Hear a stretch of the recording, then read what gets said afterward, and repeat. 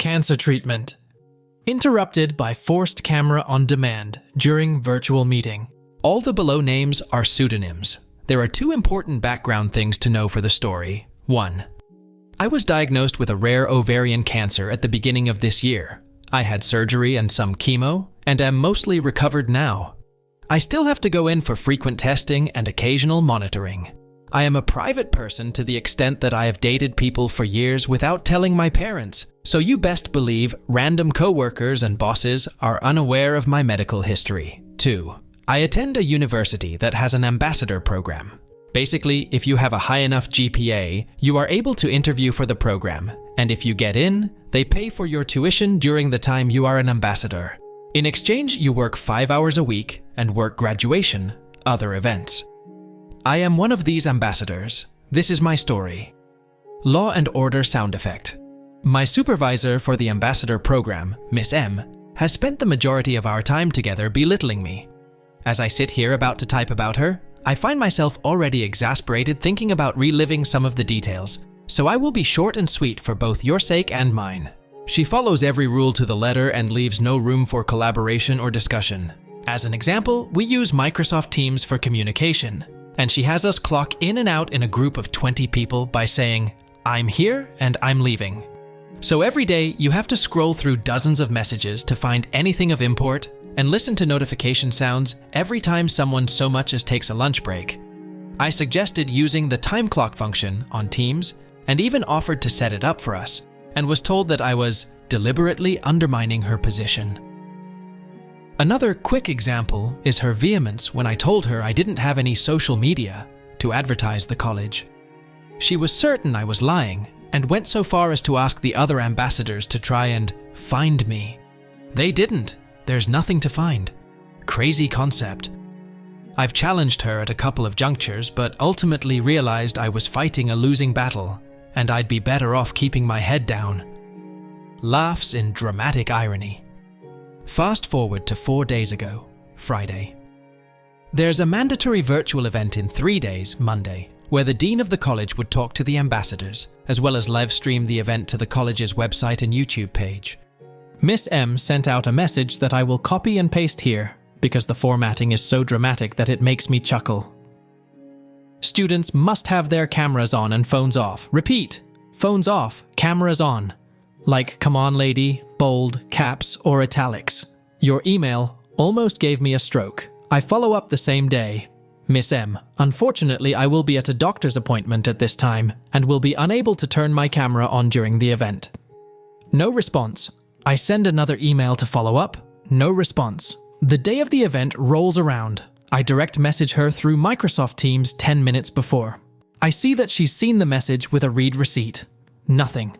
Okay, video chat starts and several students join the session with their cameras on. Then the dean. He gets halfway through introducing himself and Miss M interrupts him as he takes a brief pause and says, "Excuse me, could we please have all of the students turn their cameras on?"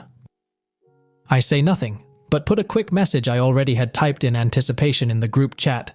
"Miss M, I have a private situation that bars me from turning on my camera. I have contacted you individually." Not but a few seconds after I send it, I get called out by name, and I respond audibly, "Miss M, I cannot turn on my camera at this time." And she responds, "Expectations were clear, and you were told multiple times about this. Every other student here managed to do it, and I expect the same out of you." Now, one of the cool things about having cancer is you become very familiar with the hospital staff, and if you're lucky, they're fun to talk to. During COVID, my nurses were my tethers to sanity because no one could visit me while I had inpatient infusions. So I told one of my nurses, Amy, about this situation beforehand.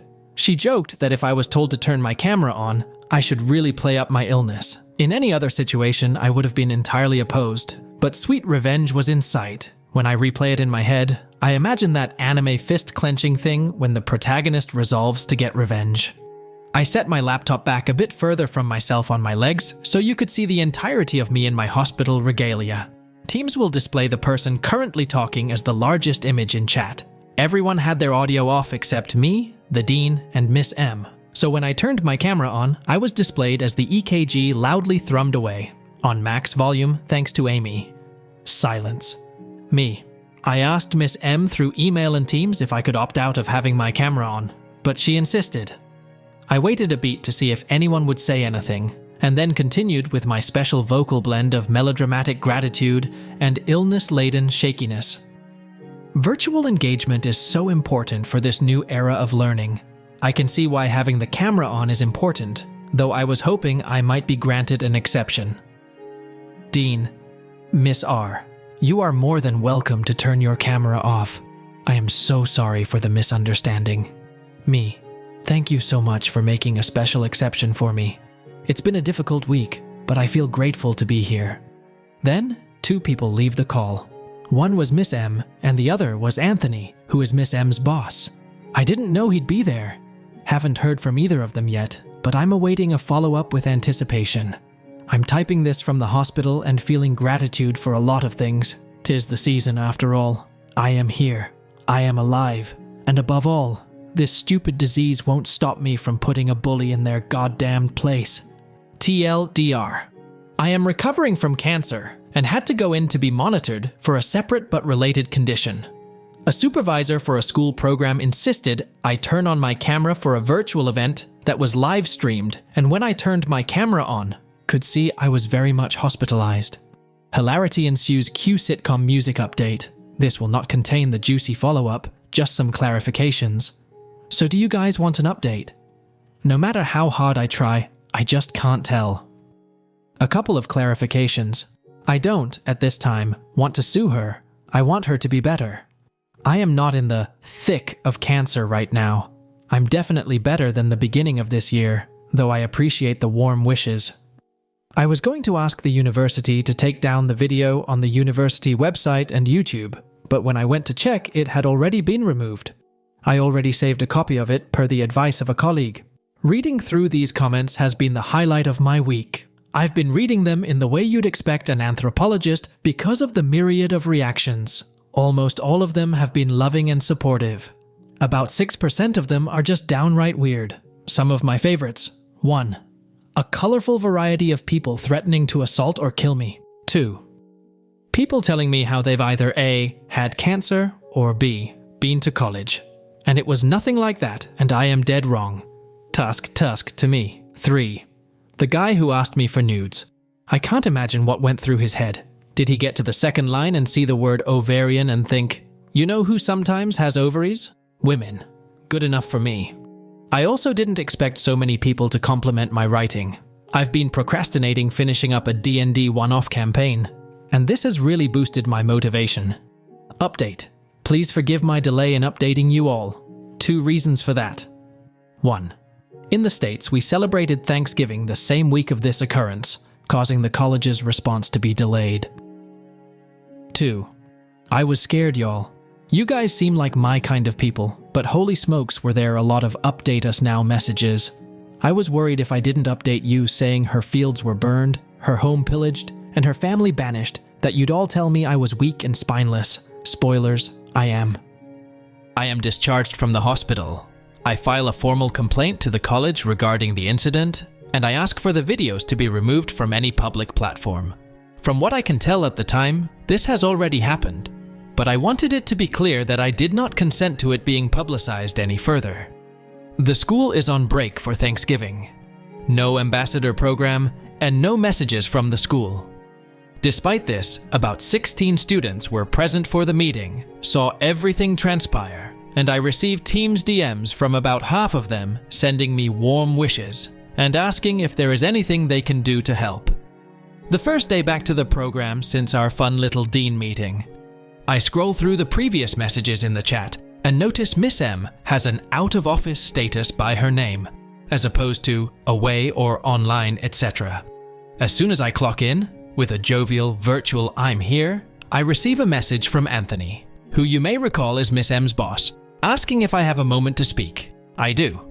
I might add he pointedly offers twice to let me choose the medium which we communicate, whether that be via video chat, audio, or over messages. What follows is a video call with myself, him, and one unknown person whom I suspect was a lawyer. I was met with vague half-apologies and follow-up questions that can best be described as litmus tests to see just how fucked they were. I was also a bit vague out of a smidge of morbid curiosity. But then it occurs to me that this is neither Anthony's nor the college's direct fault. So I ask if I can voice some concerns I have with the ambassador program. I have already created a list at this point of the issues I'd like to bring up. He and I proceed to have a very cordial conversation about small things, the way we clock in and out, and bigger ones, the way university staff speaks to the students they employ with in indignity and disrespect. I mention how I am older than the average ambassador, that I've had a couple of real adult trademark jobs, which have spoiled me in the sense that I feel listened to and valued on their teams, and how the ambassador program has noticeably not done this. I also mention how for ambassadors unlike me, who haven't had a job prior, this sets a poor example for how they should expect to be treated. He listens to me and actively takes notes. He asks if I can voice my concerns to some board members, and I say absolutely. I clock in and then notice a surprising lack of messages in the general chat. I then see a message sent to the ambassadors and admissions staff the previous day. Staff will now clock in using the time clock function. Instructions provided in the attached video. I think to myself that I've never been more pleased at a message regarding clocking in my life, and the actual words, "wait until Reddit hears about this," pops into my head, which makes me cringe at myself. I clock in and hype myself up to speak with the board during this shift. It might be worth noting I'm not a great improviser, but given time to prepare, I can generally get my point across eloquently. I speak with them for an hour and 10 minutes, and to save you some time, I will just give you a few main points. There are many reasons a student may not be able to turn on a camera, such as their income, mental health, or comfort with their current environment, and demanding they do is directly discriminatory against those students. A program that expects students to actively advertise and bolster the college should foster an environment worthy of such praise. Regardless of anything that transpired, I was treated and spoken to like I was not only incapable, but malicious. It should not have taken my having literal cancer for this to be noticed and addressed on the team, as opposed to the widely known metaphorical cancer. The dean stays after to talk with me. Asks how I'm feeling, how was my vacation, how are finals, etc., small talk, etc. I transition us to Miss M and ask how she is, as we haven't seen her for a little over a week now. He tells me she has been offered an alternative position and would no longer be working in the university. Many of you predicted this already, but I was surprised I didn't really get much of an apology from anyone. Maybe they're worried that would be seen as accepting blame when they'd rather just amputate the infection and hope for the best. I wish I had more spiciness for you all, but as of now that's all I have. The outpouring of support has been lovely. Thank you for the warm wishes and tales of sweet revenge you've all been flooding me with. May we all live to see the end of cancer and assholic bosses.